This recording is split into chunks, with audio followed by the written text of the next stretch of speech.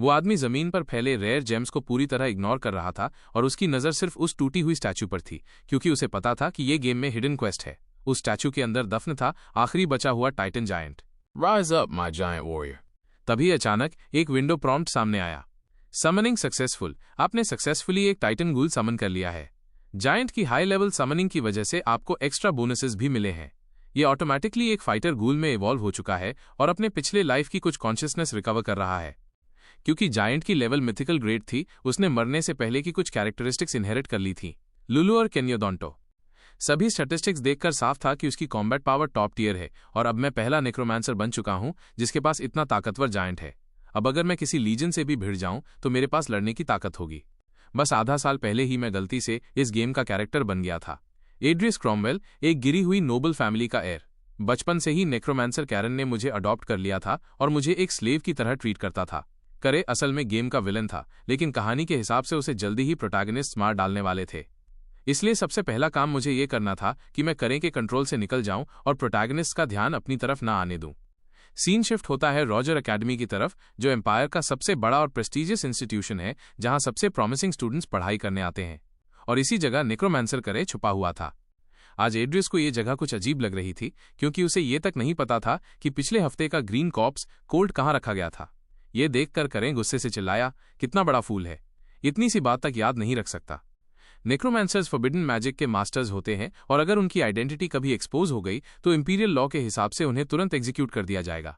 इसलिए वो सिर्फ सीक्रेट में ही एक्सपेरिमेंट्स कर सकते हैं। जल्दी ही हमने एक मैजिक सर्कल बना लिया और करे ने इनकेंटेशन शुरू किया। कॉर्प्स नीली रोशनी में चमकने लगा और हवा में उठ गया, लेकिन कुछ ही पल में कॉर्प्स ने कोई रिएक्शन नहीं दिखाया। करे गुस्से में बड़बड़ाया, डैम इट, फिर फेल हो गया। उसके मूड को देखकर साफ था कि आज वो मुझे कुछ सिखाने का इरादा नहीं रखता। उसके बाद हमेशा की तरह मेरा क्लीनअप वर्क शुरू हो गया। ये काम डेंजरस तो था, लेकिन मुझे इससे ज्यादा बेनिफिट नहीं मिलता था। बस एक फायदा था कि मैं डार्क मैजिक से जुड़ी किताबें पढ़ सकता था, इसलिए मैं अभी ये जगह छोड़कर नहीं जा सकता था। जब मैंने सारे काम पूरे करके रिपोर्ट किया तो करे ने मुझे फिर से ब्लेम किया कि मैं बहुत स्लो हूं। उसकी नज़र में मैं हमेशा एक बेकार इंसान था। अगर कभी मैं उसके लिए बेकार साबित हो गया तो अगला टेस्ट सब्जेक्ट मैं ही बन जाता। हर दिन काम पूरा करने के बाद भी मुझे कभी कोई रिवॉर्ड नहीं मिला। अब उसने मुझे एक और टास्क दे दिया। जब मैं कमरे से बाहर आया तो स्टूडेंट्स भी मुझे देखकर शॉक थे, क्योंकि मैं ऐसा इंसान था जिसके पास कोई टैलेंट नहीं था, कावर्ड नेचर था और एकेडमी में थर्ड रेट थग के नाम से बदनाम था। नॉर्मल केसेस में तो मुझे एकेडमी से निकाल दिया जाता, लेकिन मैं करे का असिस्टेंट होने की वजह से बच गया था। लेकिन चाहकर भी मैं एड्रियस की जिंदगी से भाग नहीं सकता था। मुझे प्रोटैगनिस्ट से दूर रहना था और उनके कॉन्टैक्ट को मिनिमाइज करना था। पर क्या मैं सच में इस गेम को क्लियर कर पाऊंगा? फिर भी इस समय मेरे पास कोई ऑप्शन नहीं था। स्टोरी शुरू होने से पहले ही मुझे स्ट्रांग बनना होगा, और अब वो समय था जब एड्रियस को नेक्रोमांसर की 2 स्पेशल एट्रीब्यूट्स मिलने वाले थे। मैंने एट्रीब्यूट पैनल खोला। गेम में जितने भी एट्रीब्यूट्स थे सब सामने आ गए। मुझे इस गेम का कंटेंट पूरी तरह याद था, इसलिए मुझे ऐसा एट्रीब्यूट चुनना था जो नेक्रोमांसर के लिए परफेक्ट हो। तभी मेरी नज़र एक ऐसे एट्रीब्यूट पर पड़ी जो एक्चुअल गेम में था ही नहीं। इवोल्यूशन। इसका मतलब था क्रीचर्स की लेवल को कंटिन्यूअसली इंप्रूव करना। अगर मेरे summoned undead creatures continuously evolve कर सकते हैं तो मुझे हाई लेवल समन्स ढूंढने की जरूरत ही नहीं पड़ेगी। मैंने बिना सोचे कंफर्म बटन दबा दिया। अब बस क्यूरियोसिटी थी कि ये फ्यूचर मुझे कहां ले जाएगा। अब मुझे हर हाल में एड्रियस के रूप में इस दुनिया को क्लियर करना था और जिंदगी को आगे बढ़ाना था। सीन शिफ्ट होता है डॉर्मेट्री की तरफ। एड्रियस, जो गेम में एक माइनर विलन था, लेकिन जब मैंने उसकी जिंदगी खुद जी तो समझ आया कि वो कितना यूजलेस है। उसके पास एक भी यूजेबल एलिमेंटल मैजिक नहीं था। अब मेरे पास टाइम वेस्ट करने का ऑप्शन नहीं था। गेम शुरू होने से पहले मुझे जल्दी से जल्दी सेल्फ डिफेंस एबिलिटीज हासिल करनी होंगी, क्योंकि करें के अलावा यहाँ अनगिनत ऐसे कैरेक्टर्स थे जो मुझे कभी भी मार सकते थे। ये बेसमेंट भी इससे अलग नहीं था। कल की ऑब्जर्वेशन के बाद मैंने कंफर्म कर लिया कि यहाँ एक वैम्पायर कैद है। गेम में वैम्पायर्स न सिर्फ सनलाइट में फ्रीली मूव कर सकते थे, बल्कि वो मैजिक में भी पावरफुल बीइंग्स थे। वो कोई ऐसी चीज नहीं थी जिसे करें आसानी से कैप्चर कर लेता। शायद वो मिड गेम बॉस के बराबर थी। जैसे ही मैं नेक्रोमांसी स्टडी कर रहा था, वो मेरे पास आकर बात करने लगी। उसने नोटिस कर लिया था कि मैं पिछले कुछ दिनों से करें के आसपास ज्यादा कॉशियस बिहेव कर रहा हूं और असली एड्रियस की तरह एक्ट नहीं कर रहा। इसी वजह से उसे लगा कि शायद मैं उसे आजाद कर दूं। उसने कहा, I promise not to kill you. लेकिन क्या इतनी सुपीरियर बीइंग इंसानों से वादा निभाएगी? अगर मैं करें को अभी बीट्रे करता हूं तो बहुत बड़ी मुसीबत खड़ी हो जाएगी। पहले मुझे वैम्पायर्स के बारे में नॉलेज कलेक्ट करनी होगी और फिर कोई प्लान बनाना होगा। अगला काम करे ने मुझे दिया था कि मुझे नेशनल सेमेट्री जाकर एक ग्रीन कॉर्प्स कोड लाना है। नेक्रोमांसर्स वहीं सीक्रेट ट्रांजैक्शंस करते थे, लेकिन अंदर जाने के लिए गार्ड के साथ पासवर्ड एक्सचेंज करना पड़ता था। लकी था कि मुझे थोड़ी वेग मेमोरीज बची हुई थी, वरना यहां से बॉडी की जगह खुद मुझे ट्रांसपोर्ट कर दिया जाता। मेरे सामने खड़ा बूढ़ा आदमी वही डीलर था जो डार्क मैजिक प्रैक्टिशनर्स को कॉप्सेस बेचता था, और इस बार मुझे एक नाइट का कॉप्स खरीदना था। मैंने 2.8 मीटर लंबा जायंट एक 28 इंच के सूटकेस में ठूस दिया। जब मैं जाने वाला था तभी मेरी नज़र एक और टूमस्टोन पर पड़ी। उस पर लिखा नाम मुझे बहुत फेमिलियर लगा। ध्यान से देखा तो पता चला कि ये तो गेम का लेजेंडरी स्वॉर्ड मास्टर न्यूरावेव्स की कब्र थी, वो जिसने अपनी पूरी जिंदगी स्वॉर्ड के रास्ते को समर्पित कर दी थी। लेकिन स्वॉर्ड मास्टर बनने के बाद भी वो मौत से नहीं बच सका। उसका डेथ गेम का एक हिडन ईस्टर एग था, लेकिन असल में किसी को यह पता नहीं था कि उसने अपनी आखिरी मोमेंट्स में स्वॉर्ड मास्टर का लेवल अचीव कर लिया था। अब सोचो अगर मैं उसके बॉडी से एक डेथ नाइट बना लूं तो। लेकिन दिक्कत यह थी कि मैं जो एक थर्ड रेट थग माना जाता हूं, क्या सच में इतना हाई लेवल अनडेड समन कर सकता हूं जिसे खुद कैरन समन नहीं कर सकता? लेकिन अब मेरे पास एवोल्यूशन ट्रेट था, तो क्यों ना ट्राई करूं। इस बॉडी में जबरदस्त पोटेंशियल था और मैं इसे मिस नहीं कर सकता था। मैंने डीलर से पेमेंट की बात की और पूछा कि क्या ये बॉडी मुझे मिल सकती है। उसने कहा, अगर तुम्हारे पास करें की परमिशन नहीं है तो ये मुश्किल है। कुछ देर सोचने के बाद मैंने अपना सबसे कीमती सामान निकाल लिया। मैंने उसे अपना नोबल क्रेस्ट वाला रिंग दे दिया। वो देखते ही डर गया और हिचकिचाने लगा, क्योंकि ये रिंग मार्केट में किसी भी डेड बॉडी से कहीं ज्यादा वैल्यूएबल थी। मैंने बिना रुके वो रिंग उसके हाथ में ठूंस दी। चाहे वो एक गिरी हुई नोबल फैमिली का सिंबल ही क्यों ना हो, लेकिन उसकी कीमत इररेजिस्टिबल थी। सच ही कहा जाता है, पैसे से सब कुछ पॉसिबल है, और अगर पॉसिबल नहीं है तो मतलब पैसे अभी भी कम है। मैंने स्वॉर्ड मास्टर न्यूरावेव्स के कॉप्स की तरफ देखा और मन ही मन उम्मीद की कि ये मुझे एक बड़ी सरप्राइज देगा। कल से मिले एवोल्यूशन स्किल की वजह से अब मुझे फ्यूचर के लिए थोड़ी सी होप नजर आ रही थी। सेमेट्री से लौटने के बाद मुझे तुरंत नेक्रोमेंसी प्रैक्टिस शुरू करनी थी, क्योंकि टाइम बहुत कम था। जैसे ही मैं वापस लौटा, करे ने तुरंत मुझे काम पर लगा दिया। मैं अंदर से गुस्से में था, लेकिन एड्रियस का बॉडी इतनी बार पिट चुका था कि अब उसकी इंस्टिंक्ट खुद ही काम को तेज और बेहतर कर देती थी। मुझे जल्दी जल्दी सारे काम खत्म करने थे ताकि मैं अपनी पहली समनिंग ट्राई कर सकूं। लेकिन अभी मेरे स्किल लेवल से ज्यादा ऑर्डिनरी स्केलेटन ही समन हो सकता था। तो क्या मैं सच में नारावेव्स की बॉडी से समनिंग कर पाऊंगा? भले ही मेरे पास एवोल्यूशन ट्रेट था, लेकिन मुझे अभी तक पक्का भरोसा नहीं था, क्योंकि मैंने ट्राई ही नहीं किया था और हालत ये थी कि ऑर्डिनरी कॉप्स खरीदने के लिए भी पैसे नहीं थे। तभी अचानक जंजीरों के फटने की आवाज आई। आखिर कब मुझे बाहर निकालोगे? जब मैंने पीछे मुड़कर देखा तो वो वैम्पायर अब तक सोई नहीं थी। वो बोली, जल्दी से मुझे बाहर निकालो। मैंने पहले ही कसम खाई है कि मैं तुम्हें नहीं मारूंगी। क्या तुम जिंदगी भर उसके डॉग बने रहना चाहते हो? मैं सीधे उसके पास चला गया, क्योंकि मैं तो इंतजार ही कर रहा था कि वो मुझसे बात करे। हमेशा क्यूरियोसिटी रहती थी कि करे ने उसे आखिर कैद कैसे किया हुआ है। फिर मुझे जवाब एक वैम्पायर पर लिखी किताब में मिला। मेरे चेहरे पर कोई रिएक्शन न देखकर वैम्पायर समझ गई कि मैं अब भी हेजिटेट कर रहा हूं। उसने पलटकर कहा, अगर तुमने जल्दी फैसला नहीं लिया तो भले ही तुम मुझे आज़ाद कर दो, मैं तुम्हें मार भी सकती हूं। सच कहा जाए तो वैम्पायर्स वाकई बहुत प्राउड रेस थे। फिर मैंने सीधा उसकी रिक्वेस्ट मान ली। ठीक है, मैं तुम्हें आज़ाद कर दूंगा, क्योंकि मैं अब करें के लिए ऑड जॉब्स करना नहीं चाहता। मेरी बात सुनकर वैम्पायर तुरंत आगे आई और रिस्ट्रेंट्स हटाने को कहा, लेकिन मेरी अगली बात सुनकर वो फ्रीज हो गई। जब तक तुम अपनी फैमिली नेम की कसम नहीं खाओगी कि तुम मुझे बिल्कुल नहीं मारोगी, तब तक मैं ये रिस्ट्रेंट्स नहीं हटाऊंगा। उसका रिएक्शन देखकर कंफर्म हो गया कि किताब में लिखा सब सच था। अगर कोई वैम्पायर अपने फैमिली नेम पर ओथ ले ले तो वो वादा कभी तोड़ नहीं सकता। लेकिन क्या इतनी प्राउड वैम्पायर ऐसा करेगी? कुछ पल हेजिटेशन के बाद उसने कहा, I swear by the name of Lucifer, I will not kill you. मैंने सोचा था ये ओथ बहुत कॉम्प्लिकेटेड होगा, लेकिन सरप्राइजिंगली सिंपल था, कोई रिचुअल तक की जरूरत नहीं। उसी समय एक डायलॉग बॉक्स सामने आया। Detected evolvable target, Angela Lucifer. Evolution probability 55%. ये देखकर मैं खुद भी कंफ्यूज हो गया। आखिर ये एवोल्यूशन प्रोबेबिलिटी क्या थी? मैंने डिस्क्रिप्शन चेक किया। ऑब्जेक्ट्स जिन्हें काफी एक्सपीरियंस मिला है, उन्हें लो लेवल से हाई लेवल तक प्रमोट किया जा सकता है। ये एबिलिटी सभी ऑब्जेक्ट्स पर लागू होती है, हॉस्टाइल पार्टीज को छोड़कर। मतलब समन्स के अलावा मैं एवोल्यूशन और एंटिटीज पर भी ट्राई कर सकता था। ये परफेक्ट मौका था अपने स्किल को टेस्ट करने का, इससे पहले कि नुरेसी की बॉडी पर ट्राई करता। अगर वो वैम्पायर मर भी गई तो करें को पता नहीं चलेगा। ठीक है, कंफर्म इवोल्यूशन। जैसे ही मैंने कंफर्म दबाया, वैम्पायर अचानक बर्जर्क स्टेट में चली गई। मुझे बिल्कुल अंदाजा नहीं था कि रिएक्शन इतना खतरनाक होगा। उसके चेहरे पर इतनी फेरोसिटी थी कि मैं खुद डर गया। वो चिल्लाई, तुमने मेरे साथ क्या किया? अगले ही पल उसकी बॉडी से निकली जबरदस्त एनर्जी ने उसे लगभग सफोकेट कर दिया और वो गिर पड़ी, मुंह से झाग निकलते हुए। मैं खुद भी शॉक में आ गया। वो जमीन पर पड़ी रही, बिल्कुल मोशनलेस। मुझे पता नहीं चल रहा था कि एवोल्यूशन सक्सीड हुआ या फेल। लेकिन एक बात तो कंफर्म हो गई कि मैं ऐसे कॉर्प्सेस पर भी एवोल्यूशन ट्राई कर सकता हूं जिन्हें मैंने समन नहीं किया। इसका मतलब जिनको मैं समन करूंगा वो भी इवॉल्व हो पाएंगे। मैंने जल्दी से समनिंग सर्कल बनाया। अब असली टेस्ट शुरू करने का वक्त था। इंकेंटेशन चांट करने के बाद मेरे बॉडी की सारी मना चेस्ट पर गैदर हो गई। Elementary Necromancy Skeleton Summoning. System ने डिटेक्ट किया, एक यूजेबल मटेरियल मिला। कॉर्प्स हवा में उठ गया और मना ड्रेन होते होते मैं ऑलमोस्ट खाली हो गया। अगले ही सेकंड कॉर्प्स का सारा फ्लैश गिर गया और सिर्फ एक स्केलेटन बचा। अचानक स्केलेटन खड़ा हो गया और मैं भी चौंक गया। Skeleton Summoning Successful. Summoned 1 skeleton level. Legendary. क्योंकि मरने से पहले नारवे ने स्वॉर्ड मास्टर का लेवल हासिल किया था, इसलिए ये स्केलेटन सोल्जर बहुत हाई लेवल का बना और उसमें उसके पास सेल्फ की कुछ कॉन्शियसनेस और स्वॉर्ड मास्टरी इनसाइट्स भी थीं। जनरली ये एबिलिटीज सिर्फ तब आती हैं जब कोई पीक मास्टरी पर पहुंचता है। मैंने उससे पूछा, क्या तुम लाइफ में सच में स्वॉर्ड मास्टर थे? उसने हाथ से इशारा किया जैसे कुछ लिख रहा हो। मैं मुस्कुराया और कहा, अब से मैं तुम्हारे भरोसे रहूंगा। उसने एक ओके जेस्चर बना दिया। ये देखकर मैंने भी कहा, और मैं भी अब से तुम पर भरोसा रखूंगा। सीन शिफ्ट हुआ और मैं वापस डॉर्मेट्री में बैठकर जब मैंने दीवार पर लगी डेट देखी तो अभी भी करें कि एग्जीक्यूशन में 1 साल बाकी था। मतलब मुझे अपना पेस तेज करना होगा। समनिंग स्किल्स तो बस बार बार यूज करने से इंप्रूव हो सकती हैं। चलो पहले नर्वेसी को समन करता हूं। थोड़ी देर बाद समनिंग स्पेस से एक स्केलेटन बाहर आया।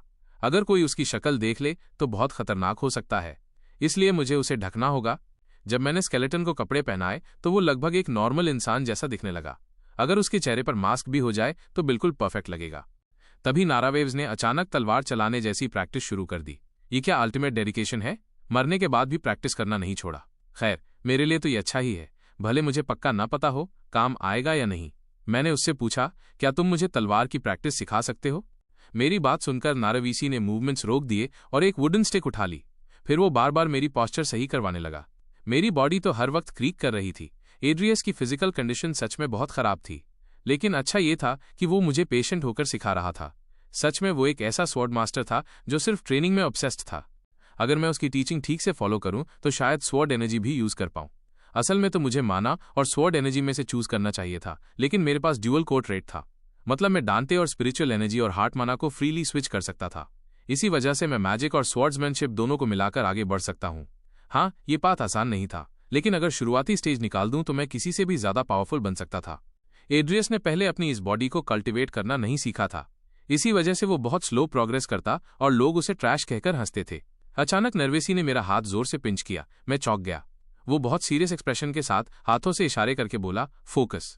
मैंने सोचा भी नहीं था कि वो इतना स्ट्रिक्ट निकलेगा, लेकिन मैं पहले स्पेशल फोर्सेज में रह चुका था तो फिजिकल ट्रेनिंग मेरे लिए मुश्किल नहीं थी। मिलिट्री डिसिप्लिन से मैं एड्रियस की बॉडी को प्रॉपर्ली ट्रांसफॉर्म कर सकता था, लेकिन नारावीसी बार बार मेरी बॉडी पिंच करता रहा। सीन चेंज हुआ और पूरा दोपहर ट्रेनिंग में निकल गया। अब शाम हो चुकी थी। मैंने आज फिर अकेडमी की क्लासेस स्किप कर दी। मुझे क्यूरियोसिटी थी कि नारावीसी के साथ ट्रेनिंग करने से मेरी नेक्रोमैंसी कितनी बढ़ी। मैंने एट्रीब्यूट पैनल खोला। करीब 5 घंटे की ट्रेनिंग के बाद प्रोग्रेस बार 2 पॉइंट्स ऊपर गया। उम्मीद से तेज था, लेकिन मुझे पता था कि एलिमेंट्री नेक्रोमैंसी के बाद प्रोग्रेस बहुत स्लो हो जाएगी। करे ने इस दौरान मुझसे कांटेक्ट नहीं किया। लगता था उसे वैम्पायर्स के बदलते हालात का अंदाजा ही नहीं था। इवोल्यूशन कंप्लीट होने में अभी काफी टाइम था तो कोई प्रॉब्लम नहीं थी। इसी बीच अचानक स्नैप की आवाज आई। वो सच में एक पल भी वेस्ट नहीं कर रहा था। आखिर वो अनडेड क्रीचर था, उसे फिजिकल फटीग महसूस ही नहीं होती। सच कहूं तो मैं उसकी डेडिकेशन एडमायर करता हूं। काश मेरे पास रिकवरी पोशंस होते तो मैं भी लगातार प्रैक्टिस कर सकता, लेकिन पोशंस बहुत एक्सपेंसिव थे, नॉर्मल लोगों के लिए अफोर्ड करना पॉसिबल नहीं था। अगर मैं खुद बना पाता तो सस्ता पड़ता। मुझे पता था किन किन मटेरियल्स की जरूरत होगी, लेकिन प्रोपोर्शंस और हीट कंट्रोल की नॉलेज नहीं थी। लगता है ये सीखने के लिए मुझे अकेडमी की क्लासेस अटेंड करनी ही पड़ेंगी। सीन फिर बदला। जब मैंने क्लासरूम का डोर पुश किया तो सारे क्लासमेट्स मुझे देखकर शॉक हो गए और बातें करने लगे। ये तो गर्ल्स पटाने आया है, इन बेवकूफों को कोई सेंस ही नहीं थी। मुझे गुस्सा आया, लेकिन मैंने कंट्रोल किया। तभी मेरी नजर एक पिंक हेयर्ड गर्ल पर पड़ी, क्योंकि वो गेम की मेन कैरेक्टर्स में से एक थी। टीचर ने लेक्चर स्टार्ट किया और हर्बल नॉलेज सिखाने लगे। कंटेंट गेम से बहुत अलग नहीं था। मुझे तो बस फॉर्मूला प्रोपोर्शंस जानने की जल्दी थी, लेकिन अगले ही मोमेंट टीचर ने ऐसी बातें बताईं जो गेम से बिल्कुल डिफरेंट थी। उसने 3 मटेरियल्स मेंशन किए जो पूरी तरह अलग पोर्शंस थे और जिनके काफी साइड इफेक्ट्स भी थे। जैसे ही शिक्षक ने फॉर्मूला समझाया, मैंने हाथ उठाकर पूछा, सर क्या इसमें सोल सिल्क एक्सट्रैक्ट या मटेरा रूट स्टेम की छाल नहीं मिलानी चाहिए? ये सुनते ही पूरी क्लास की नजरें मुझ पर आ गईं। शिक्षक का चेहरा थोड़ा हैरान था। अगर तुम्हें सच में लगता है तो तुम खुद कोशिश करके देख सकते हो। मेरे सहपाठी तुरंत हंसने लगे। स्टेमिना बढ़ाने वाली औषधि बनाने के लिए वही सामग्री डालनी होती है जो अभी शिक्षक ने बताई। उनकी प्रतिक्रिया देखकर मुझे तुरंत समझ आ गया, मतलब ये फॉर्मूला अभी तक विकसित ही नहीं हुआ था। मैंने मन ही मन सोचा कि शायद अब मुझे यहां आने की जरूरत नहीं है, क्योंकि मैं शिक्षक से ज्यादा जानता हूं। बेहतर है कि मैं खुद रिसर्च करूं। लेकिन मेरी बातों ने किसी और का ध्यान खींच लिया था, लूसिया का। दृश्य बदला और मैं एकेडमी के रिसर्च रूम में पहुंच गया। मैंने लगातार कई बार कोशिश की, लेकिन हर बार परिणाम असफल रहा। धत, फॉर्मूला पता होने के बावजूद मुझे एक भरोसेमंद तरीका चाहिए था। सामग्रियों की लागत मेरी उम्मीद से कहीं ज्यादा थी। अब क्या मुझे मदद मांगनी पड़ेगी? लेकिन एड्रियास जैसे कचरे की मदद कौन करेगा? तभी धीरे धीरे लैब का दरवाजा खुला और अंदर से एक गुलाबी बालों वाला सिर झांका। सीनियर एड्रियास, आप सच में यहां हैं? मैं सचमुच डर गया। धत, ये किरदार यहां क्यों आ गई? वो तो खिलाड़ी का किरदार थी, औषधि बनाने में जीनियस, जिसका नाम लूसिया अल्बर्ट था। कहानी के हिसाब से एड्रियास का उससे कोई लेना देना नहीं होना चाहिए था। अगर मैं उसे अनदेखा करूं तो वो खुद ही चली जाएगी। लेकिन उसने शिकायत की, सीनियर, कोई प्रयोग कर रहे हो। उसकी बात पर मैंने आंखें बंद कर लीं और कोई जवाब नहीं दिया। शायद वो क्लास से मेरा पीछा करते हुए आई थी। मुझे कुछ मिला नहीं और ऊपर से ये मुसीबत। जब मैंने कुछ नहीं कहा तो उसने एक लंबी सांस ली और बोली, आप तो मुझे पहचानने का इरादा ही नहीं कर रहे, है ना? मैं हैरान था कि उसने खुद ही बात शुरू की। फिर वो सीधे मेरे सामने आकर बोली, सीनियर, क्या आप मेरे साथ रिसर्च करना चाहेंगे? मेरे साथ सहयोग करना आपके लिए बुरा नहीं होगा। मैंने सोचा, कोई बुराई तो नहीं है, लेकिन मैं पहले से ही एक गतिरोध पर हूं। फिर भी ये क्यों जोर दे रही है? लूसिया ने शांति से कहा, बस मुझे एक रिसर्च पार्टनर चाहिए। सीनियर में असीमित क्षमता है और भविष्य में आप जरूर सबसे अच्छी औषधियां बना सकते हैं। वैसे मैं भी ऐसे उपचारों पर रिसर्च कर रही हूं जो अभी तक आविष्कृत नहीं हुए हैं। ये क्या? भविष्य की एल्केमी ग्रैंडमास्टर? असल में लूसिया सिर्फ अपनी प्रतिभा की वजह से विशेषज्ञ नहीं थी।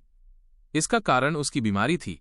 अगर वो खुद इलाज नहीं ढूंढती तो एक दिन उसी बीमारी से मर जाती। सबसे अच्छे डॉक्टर और औषधि मास्टर भी उसका इलाज नहीं कर पाए थे। सिस्टम ने उसके शरीर को इस तरह से सेट कर दिया था कि उसका इलाज असंभव लगे। लेकिन खेल के ज्ञान के कारण मुझे पता था कि इलाज मौजूद है। सामान्य लोगों के लिए यह असंभव होता, पर मुझे रास्ता पता था। फिर भी उसके साथ उलझना खतरनाक था। अगर उसने मेरी असली पहचान पकड़ ली तो सब खत्म।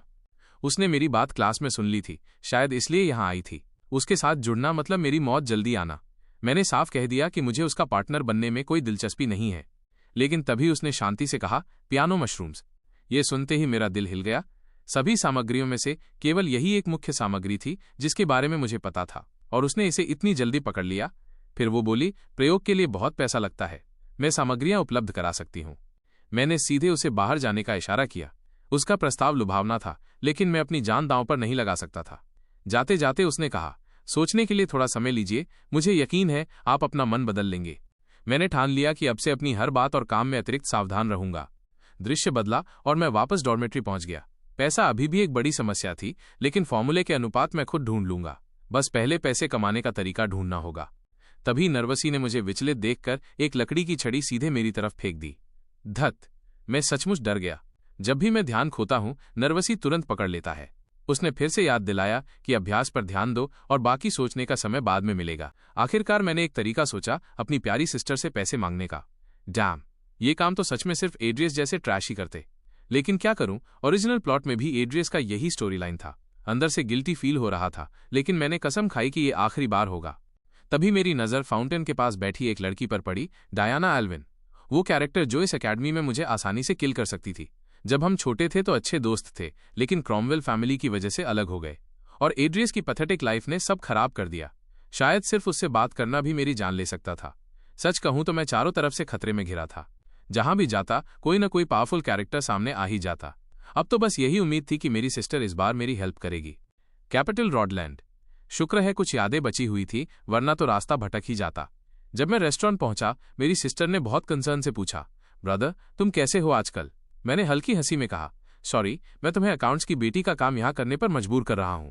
एमी थोड़ा पजल दिखी, क्योंकि ये लाइन असली एड्रियस कभी नहीं बोलता। उसने धीरे से कहा, ये तुम्हारी गलती नहीं है। भाई का अपनी सिस्टर से पैसे मांगना कोई अजीब बात नहीं।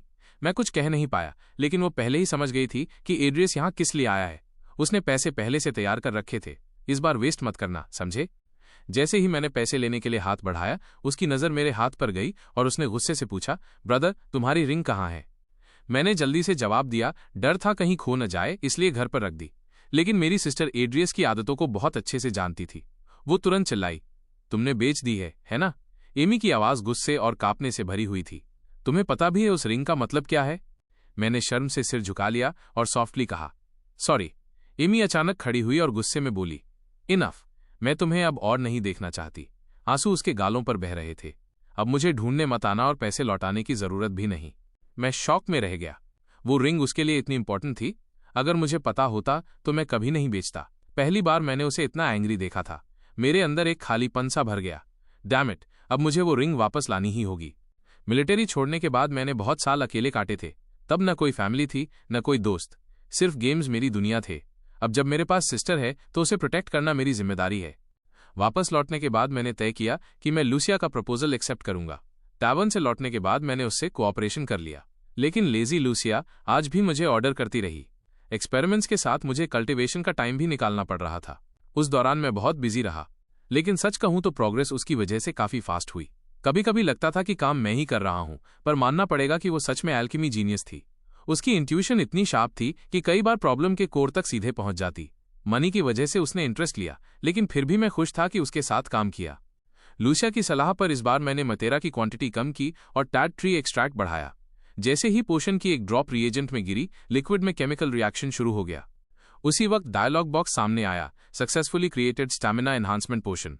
मैं खुशी से सीधे खड़ा हो गया। मेरी सडन रिएक्शन से लूसिया भी डर गई। फेल हो गया क्या? उसने पूछा। मैं उसे ब्लैंक नजरों से देखने लगा।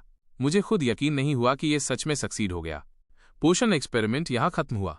तभी एट्रीब्यूट पैनल ने प्रॉम्प्ट किया, टैलेंट गेन्ड, पोशन मेकिंग, एवोल्यूशन प्रोबेबिलिटी 32%। मैं चौंक गया। मतलब सिर्फ इंडिविजुअल्स ही नहीं, ट्रेट्स भी इवॉल्व हो सकते हैं?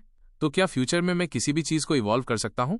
लेकिन प्रोबेबिलिटी तो वैम्पायर से भी कम निकली, सिर्फ 32%। मैंने तय किया इसे बाद के लिए सेव करूंगा। लूसिया ने खुशी से कहा, मैं इसे पोशन रिव्यू कमेटी को सबमिट कर सकती हूं। मैंने कामली कहा, तो आगे का काम मिस लूसिया संभालेंगी।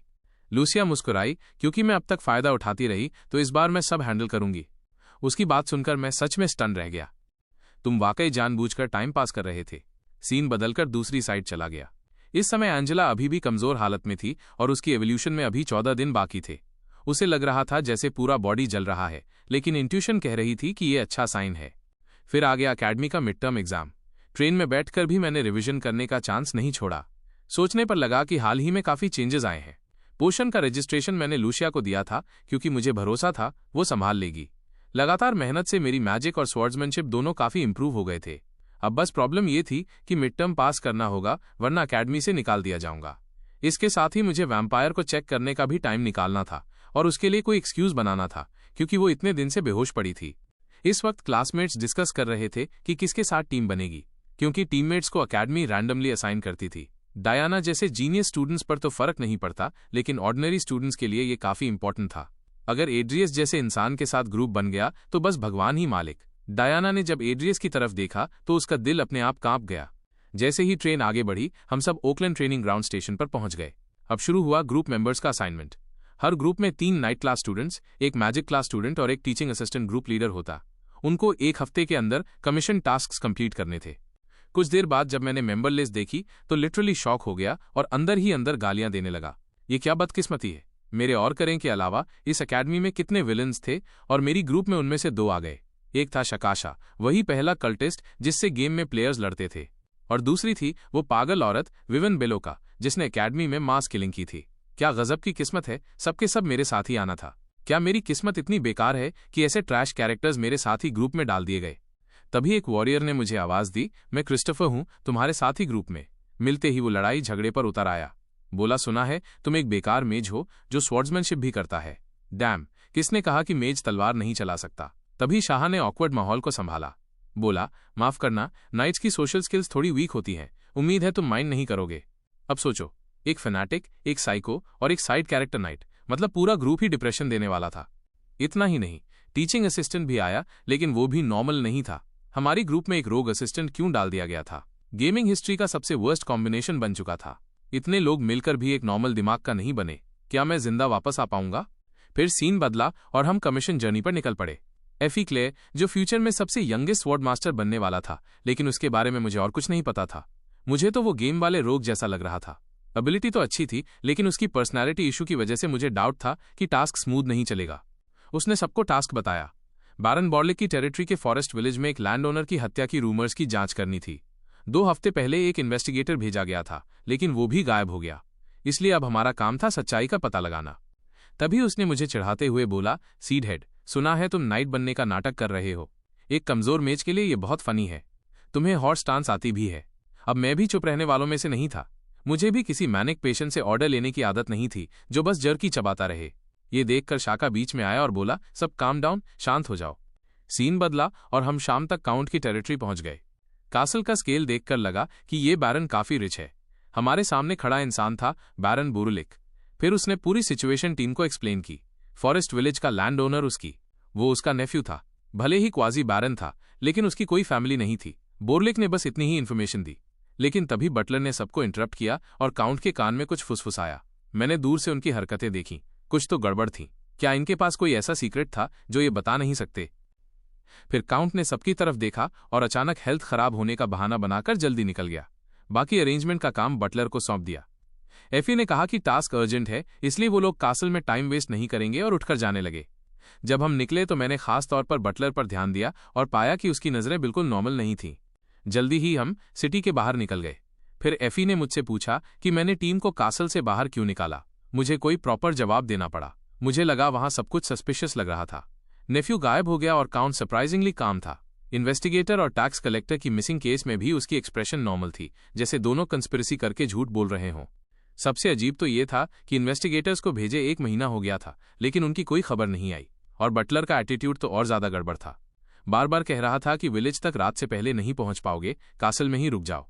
जब हमने मना किया तो उसके चेहरे पर साफ दिख रहा था जैसे उसकी प्लान फेल हो गई। सबसे इंपॉर्टेंट बात यह थी कि उनकी बॉडी लैंग्वेज और छोटी छोटी हैबिट्स बता रही थी कि दोनों कोई सीक्रेट छुपा रहे हैं। मसल ट्रेम्बलिंग, ब्रीथिंग, जेस्चर्स सब सस्पिशियस थे। जब कुछ अनयूजुअल हो रहा हो तो जरूर कोई रीजन होता है। इसलिए हमारी टीम ने डिसाइड किया कि सीधे फॉरेस्ट विलेज ही जाना है और वहीं इन्वेस्टिगेशन करनी है। लेकिन जैसे ही कैरेज विलेज के करीब पहुंची, मेरे चेस्ट में अजीब सा दर्द उठा। मेरा माना अचानक डिस्टर्ब होने लगा और जितना हम विलेज के करीब आते गए, रिएक्शन उतना ही स्ट्रांग होता गया। जरूर विलेज में कुछ हुआ था। अचानक कैरेज जोर से हिलने लगी और उसकी स्पीड अनकंट्रोलेबल हो गई। जब सबने बाहर देखा तो पता चला कि ड्राइवर घोड़ों को लगातार व्हिप कर रहा था। सिचुएशन बहुत खराब थी। एफी ने सबको सिग्नल किया कि जंप के लिए रेडी हो जाओ और उसने दरवाजा किक करके खोला। लेकिन आगे देखकर वो भी शॉक हो गया। अब बहुत देर हो चुकी थी। डैम इट, सब प्रिपेयर करो इम्पैक्ट के लिए। कैरेज सीधे विलेज गेट से टकराई और फाउंटेन के पास आकर रुकी। थोड़ी देर बाद हम सब बाहर निकले। जब विलेजर्स को देखा तो उनकी हालत बहुत अजीब थी। ये क्लियरली नॉर्मल स्क्वायर डांस नहीं था, बल्कि किसी कल्ट रिचुअल जैसा लग रहा था। ये देखकर क्रिस्टोफर ने मुझसे पूछा कि इन लोगों को क्या हुआ है, क्योंकि टीम का अकेला मेज मैं ही था और मुझे भी लग रहा था कि ये नॉर्मल माना एबनॉर्मलिटी नहीं थी। मेरा हिडन माना भी रिएक्ट कर रहा था। डैम, अब तो पक्का हो गया कि ये डार्क मैजिक है। अचानक एक बच्चा ज़ॉम्बी की तरह हम पर झपटा, लेकिन विवन ने उसे तुरंत गिरा दिया। तभी उसने देखा कि उस बच्चे में अनयूजुअल स्ट्रेंथ थी, बिल्कुल भी 5-7 साल के बच्चे जैसी नहीं। शाका ने आगे बढ़कर चेक किया और पाया कि बच्चे के पैरों में खून लगा था। उसने अंदाजा लगाया कि बच्चा कम से कम 1 दिन से लगातार कूद रहा था, जिससे पैरों का फ्लैश घिस चुका था। ऐसा लग रहा था जैसे वो कर्स्ड था। क्या हमारा टास्क कर्स से जुड़ा हुआ है? क्रिस्टोफर कंफ्यूज हो गया। बोला, लैंड ओनर तो 1 महीने पहले गायब हुआ था।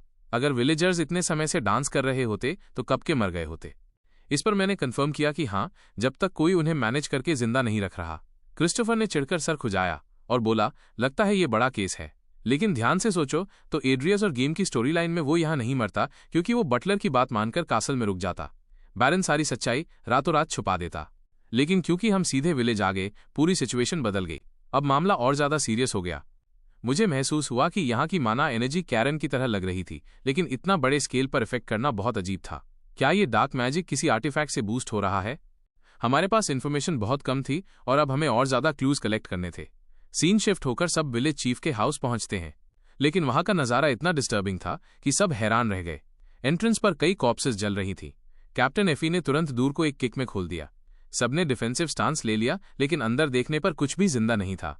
सिर्फ बिखरी हुई लाशें, जिनकी हालत बता रही थी कि वो एग्जॉस्शन से मरे हैं। बॉडी पर डीके के कोई साइंस नहीं थे, जैसे किसी ने उनकी लाइफ फोर्स ही ड्रेन कर ली हो। तभी क्रिस्टोफर को एक आदमी दिखा जो इंपीरियल अटायर पहने हुए था। शायद वही इन्वेस्टिगेटर था जिसे इंपीरियल इन्वेस्टिगेशन ब्यूरो ने 1 महीना पहले भेजा था। डेथ का टाइम देखकर साफ था कि उसे मरे कम से कम 1 महीना हो चुका है। मैंने एफी को याद दिलाया कि हमारी स्क्वाड शायद इस मिशन को हैंडल ही नहीं कर पाएगी, क्योंकि सारे साइंस डार्क मेजेस की तरफ इशारा कर रहे थे। वो नेगेटिव इमोशंस को डार्क मैजिक की ताकत में बदलने में एक्सपर्ट होते हैं। एफी ने सिर हिलाकर अग्री किया। डार्क मैजिक की असली ताकत ह्यूमन इमोशंस होती है। अभी की डिडक्शन के हिसाब से विलेज चीफ ने उनके काम में रुकावट डाली होगी, इसलिए उसे मार दिया गया। क्रिस्टोफर ने पूछा, क्या एंट्रेंस पर जलती हुई कॉर्प्सेस भी डार्क मैजिक का हिस्सा हैं? मैंने कहा, हाँ जरूर। अब हमें और क्लूज ढूंढने होंगे। स्क्वाड ने हर रूम को अलग अलग सर्च करना शुरू किया, एक भी जगह खाली नहीं छोड़ी, लेकिन कुछ भी हाथ नहीं लगा। विलेज चीफ की बॉडी तक नहीं मिली। तभी विवियन ने बाहर मूवमेंट नोटिस की। सबने बाहर देखा तो विलेजर्स हमारी लोकेशन की तरफ कन्वर्ज कर रहे थे। मुझे समझ आ गया कि डार्क मेज ने अब अपना मूव कर दिया है।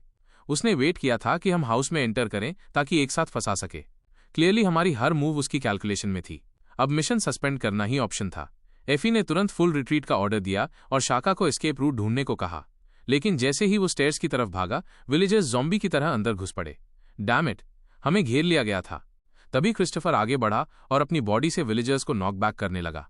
उसने कहा, तुम पीछे रहो, विवियन के साथ मेज को प्रोटेक्ट करो, फ्रंट मैं संभालूंगा। लेकिन वो अपनी बात पूरी करता उससे पहले ही विलेजर्स के बॉडीज अचानक एक्सप्लोड हो गए। क्रिस्टोफर कई मीटर दूर जा गिरा और बेहोश हो गया। ये देखकर मुझे अपनी फाइनल बैटल याद आ गई। तभी मेरे कानों में थंडरस रोर गूंजा और मैं भी बेहोश हो गया। कैप्टन एफी को भी कुछ गड़बड़ महसूस हुई। उसने मुझे उठाया और विवियन को विंडो से पैसेज खोलने को कहा। विवियन ने सीधे खिड़की तोड़ दी और सब कूदकर विलेजर्स की एनसर्कलमेंट से बाहर आ गए। डैम, अब हमारी स्क्वाड के 5 में से 2 लोग अनकॉन्शियस थे, लेकिन विलेजर्स रुकने का नाम नहीं ले रहे थे। थोड़ी देर बाद मुझे होश आया। मैंने तुरंत डिले स्पेल कास्ट किया। विलेजर्स की स्पीड स्लो हुई तो मैंने अर्थ शील्ड भी लगाया। एफी ने याद दिलाया कि इसका ज्यादा असर नहीं होगा। अगर पॉसिबल हो तो मैजिक पावर से मास्टरमाइंड को ढूंढो। आखिर वो ओपनली अपनी ताकत दिखा रहा था। मैंने तुरंत मैजिक डिटेक्शन एक्टिवेट किया। विलेजर्स के अंदर सर्कुलेट हो रही मैजिक पावर को फॉलो किया। बहुत सारा मैजिक पावर विलेज के अलग अलग रूम से निकल रहा था। सर्च रेंज लगातार बढ़ती गई। फाइनली मैंने उसका एग्जैक्ट लोकेशन लॉक कर लिया। Found you. एफी सीधा उसकी तरफ दौड़ी, लेकिन वो इतनी फास्ट थी कि बाकी स्क्वाड मेंबर्स पीछे नहीं रह पाए। कुछ ही सेकंड्स में वो हमारी नजरों से गायब हो गई। जब हम उसकी लोकेशन पर पहुंचे तो साफ था कि हमारी हर मूव डार्क मेज ऑब्जर्व कर रहा था। एफी ने दूर को जोर से किक मारी और अंदर गई। वहां एक्टिविटी के साफ साइंस थे। लग रहा था सही जगह आ गए हैं। लेकिन तभी एक मैजिक बैरियर ने हमें अलग कर दिया। मैंने तुरंत महसूस किया कि ये ट्रैप है। डैम, ये जाल था। तभी एफी को एक जानी पहचानी आवाज सुनाई दी। उसने पलट कर देखा तो वो था। असल में वो उसकी खुद की सिस्टर थी। मैं बाहर से बैरियर तोड़ने की कोशिश कर रहा था, लेकिन उसकी मैजिक पावर मेरी एबिलिटी से कहीं ज्यादा थी।